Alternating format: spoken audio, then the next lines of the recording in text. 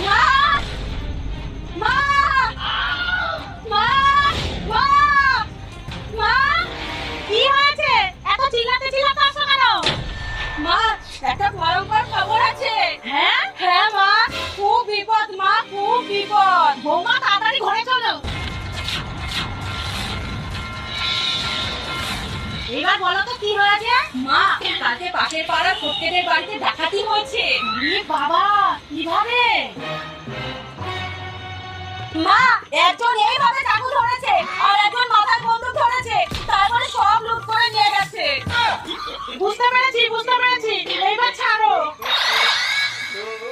মা, শুনলাম ওনারা নাকি আগে বাড়িতে এসে এটা ওটা বলে খোঁজ খবর নেয়, তারপরে সুযোগ বুঝে ডাকাতি করে। বৌমা, আমাদের কিন্তু একটু সাবধানে থাকতে হবে। হ্যাঁ মা। বাড়িতে কেউ আছেন? কে?